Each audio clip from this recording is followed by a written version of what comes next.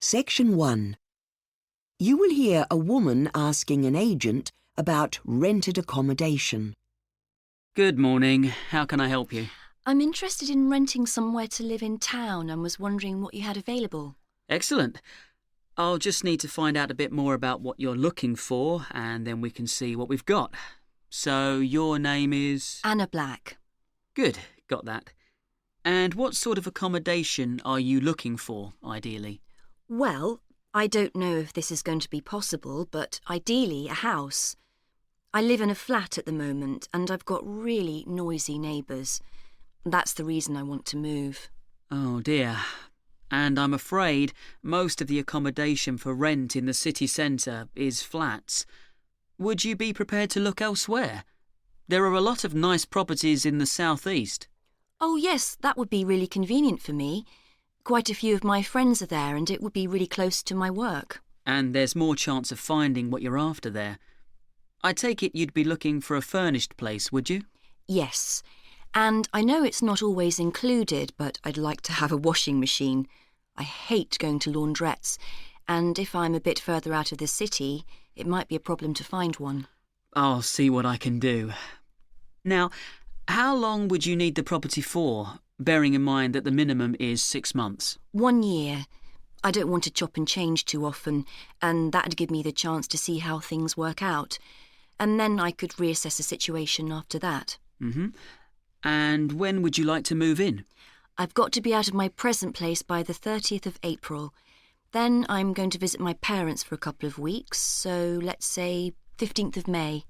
And what's your current address? I'd better make a note of that for our files, and I'll put that you're there only until the end of April. 56 Stone Street. And is there a phone number I can get you on? Yes. The best one to use is my mobile, and that's 07942 326 584. Now, of course, we'll need a reference before we're able to proceed with any contract. Who would be able to supply you with a reference? I'm pretty sure my employer will do that for me. I don't really know my doctor or anyone like that here. Good. Now, let's see what we've got that might suit you. Oh, first, how much are you looking to pay? I'm paying £650 a month at the moment, and the most I can go to is £675. I really can't go over that. That shouldn't be any problem. It's a realistic figure. And can I ask what it is you do for a living? Since I came here, I've been working for various bodies within the city as a translator.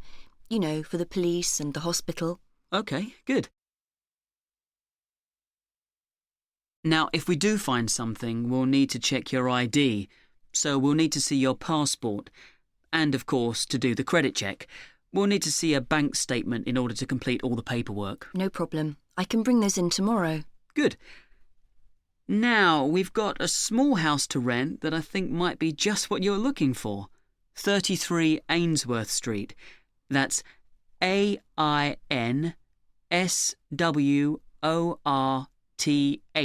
Street. Here are the details. This looks great.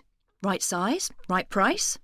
Well, I could arrange for you to view it on Saturday around 4 p.m. if that's convenient. Sounds good. I can't see any mention of a telephone in the details, though. I'd need that. I'll look into that. And I can double-check when we're at the property. And, sorry, there's another thing. Do you happen to know if there's a bus stop reasonably close to the house so that I can get around easily? Again, if I can't find out before Saturday, I'll check it out when we're there. OK. So I'll drop by tomorrow with those papers you need and then see you at the property Saturday at 4 p.m. Excellent.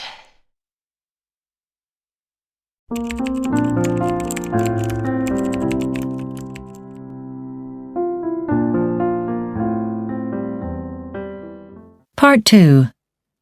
You will hear a radio program in which a man called Stephen talks about an organization called Extrahands.com. Stephen Jennings has been involved with an intriguing organization called Extrahands.com. I'll let him explain. Thanks. Yes, Extrahands.com was started 15 years ago by two New Zealanders who'd bought an old farm building and some land. They wanted to go organic, but they realized they'd need help clearing the fields for cultivation, and they just didn't have the money to pay for it. But they knew lots of people wanted to visit New Zealand. So they set up a website and advertised for volunteers to come and help on the farm there. Anyway, they got lots of volunteers, and they got their farm going, and Extrahands.com was born. Today, the organization matches people who need help with people who are willing to work as a way of seeing the world. You can either be a host if you need assistance, or a volunteer if you're offering to work. In either case, to become a member, you just fill out a form on the Extrahands.com website and pay the $25 subscription.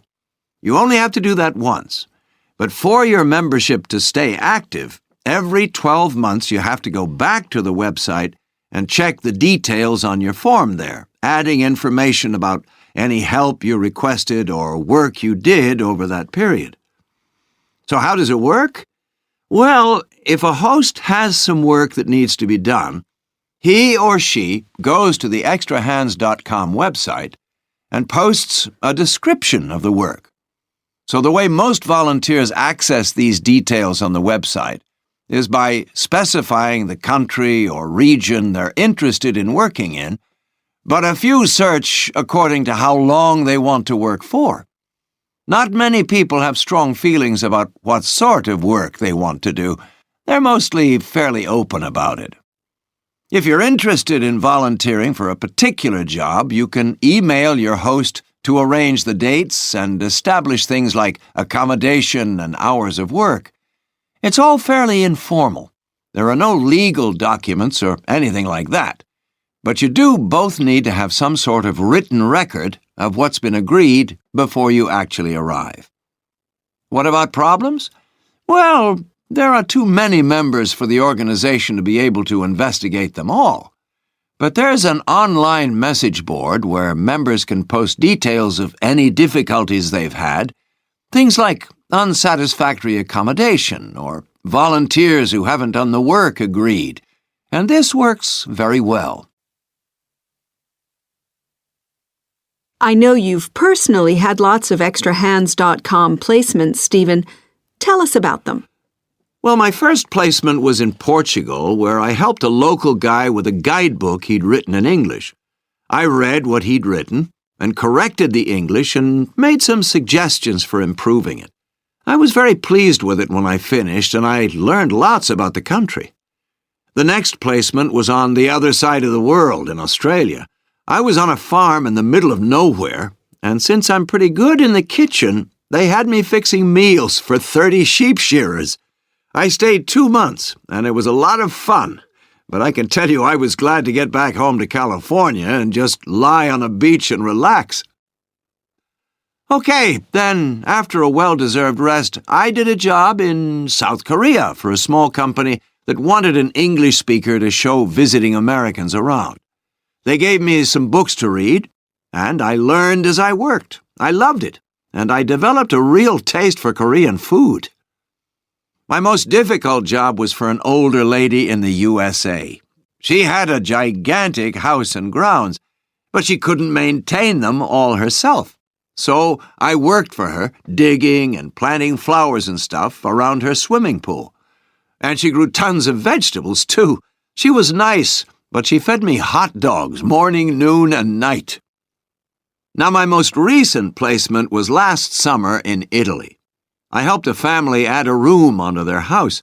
I didn't speak Italian or know the first thing about building, but the husband had an English-Italian phrasebook, and together with sign language showed me exactly what to do. And the wife's cooking was out of this world. Thanks, Stephen. And if you want more information about Section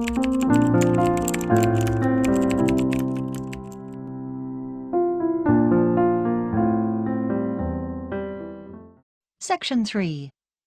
You will hear a discussion between a student called Helen and her tutor about an assignment that Helen is working on.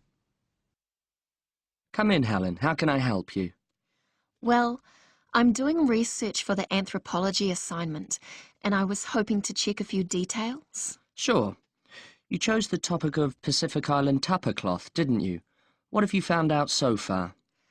Well, I was going to introduce my assignment by saying that the tapa cloth is a fabric made from bark, just the outer layer of the trees. It's particularly common in the Pacific Islands, but not exclusive to them. In fact, many other peoples around the world have made high-quality cloth from bark.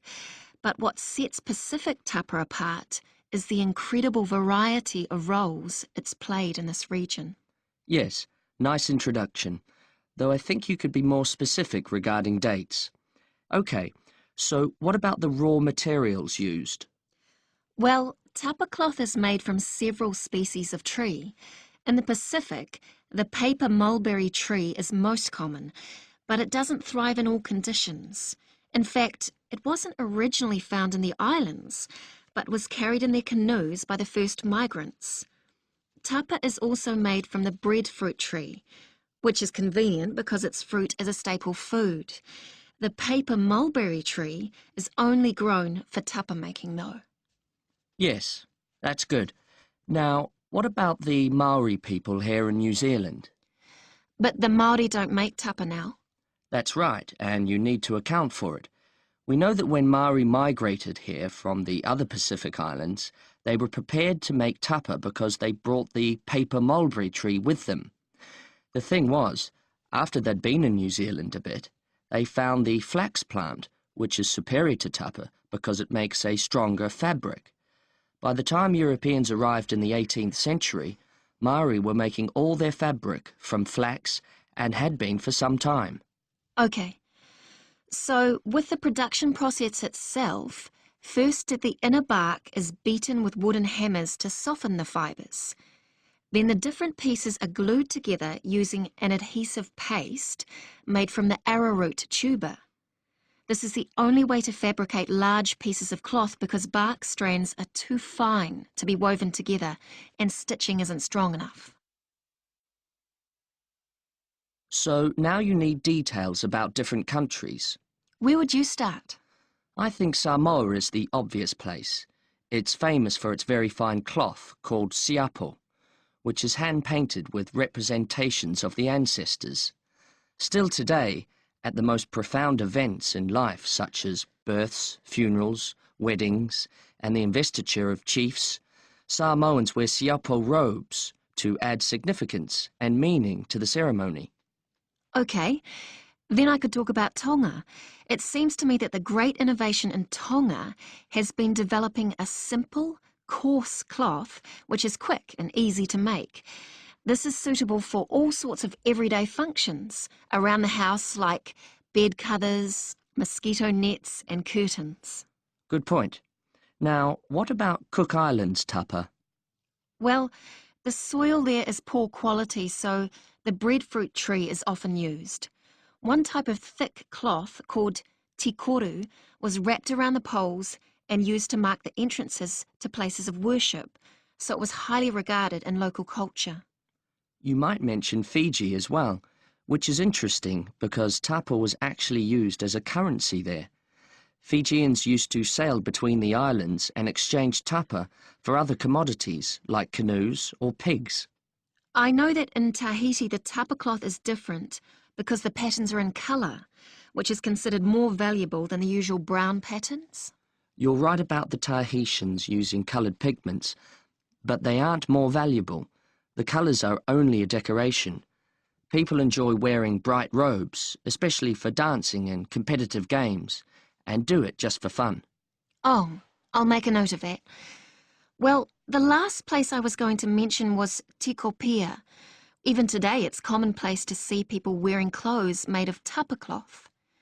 In many of the other islands, the tapa only comes out on special occasions, But here you see people working in the gardens wearing tapa.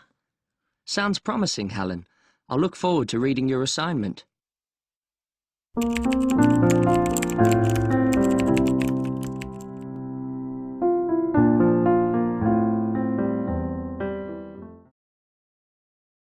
Part 4. You will hear part of a lecture on bird research in Australia. Good afternoon. This is the third session of the series of lectures on wildlife. For this lecture, we're going to look at 2 studies on the habitats of birds and protection measures taken in Australia, including the basic methodology and related areas of research. Now, let me give you some background information about the first research project on birds. The study was carried out by R.B. Cunningham and his team from the Australian National University in 1995. The primary goal was to detect the breeding habits and resting sites of some birds, especially those protected species in urban regions. These species included birds like peregrine falcons and kestrels in Australia. The bird data set consisted of a total of 153 species recorded from 946 sites. One might expect that in order to obtain valid data on their distribution patterns and population densities, researchers had to count through binoculars. Instead, they managed to estimate with various standard distance sampling methods like random sampling. In addition, a mapping system was used to study their companionship behaviour. It recorded proposed birds' nesting sites to monitor the mating behaviour of targeted species. To obtain valid data of birds' whereabouts, researchers attached identity tags to birds' legs transmitting radio signals. The tagging process was done when the birds were between 5 and 7 days of age. After the initial tagging, data was collected from subsets of radio-tagged birds, making it possible to assess the trends of birds over 15 months. So, what did they find? Well, as it turned out, many of the birds tagged had the tendency to nest in the same habitat where they grew up. Their nesting sites were quite varied and included freshwater reed beds, tidal reed beds, agricultural crops, and man-made sites. Even though naturally occurring nests were common, birds sometimes accidentally nested in man-made devices like power towers, chimneys, and tunnels. This research also studied the impact of humans on bird communities and found out that pollution had contributed greatly to the declining birth rates of some species, which were considered to be extinct or threatened to vanish from the study area. These species are dependent on natural forests because of their breeding holes. They will become extinct when local natural forests continue to be polluted heavily. A number of measures were thus taken by members from local animal conservation organisations to boost their alarming survival rates. Firstly, breeding boxes were placed in trees, taking on the role of breeding holes that were contaminated. Protection guidelines were also introduced strictly prohibiting killing, disturbance and habitat destruction. A further measure was taken to ensure the safety of birds from wind farms. In fact, birds are sometimes shedded by wind turbine blades. A great deal of work was done on how to prevent them from colliding with turbines. A case in point was protecting space for bird migration by ensuring that migratory routes were kept free. Falcons generally cope well with wind turbines, but not in weather conditions where visibility is bad. So, with knowledge of how fast falcons fly, bird stations in northern Australia can notify wind farms further south of the falcon's approach so that turbines can be shut down as they pass by. Then, another piece of research was done a couple of years later by Conway in 2006. His team detected the calling frequency of seabirds flying at night. Acoustic signals are important communication tools for birds. These signals can indicate social cohesion, prey location, and breeding behaviour. Courtship songs are common among various species during mating seasons.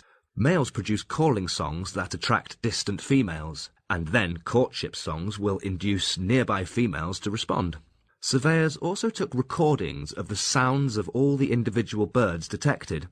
A tablet PC was used to process detailed information like sound pitch, spectrum, length and timing of surveys. To minimise the disturbance on the bird community, all the sounds were recorded from a distance using microphones to detect noise. They found that the probability of call events was much higher for solitary birds communicating early and late in the day. Further analyses indicated that during foraging, the frequency of calls was significantly greater for birds encountering schooling fish, and birds called sooner after a catch in these foraging scenarios, compared with when only single fish were encountered. The results of this study showed that increased calling activity in the presence of more profitable prey could be of crucial importance to seabirds that benefit from group foraging. So, does anyone have more questions on...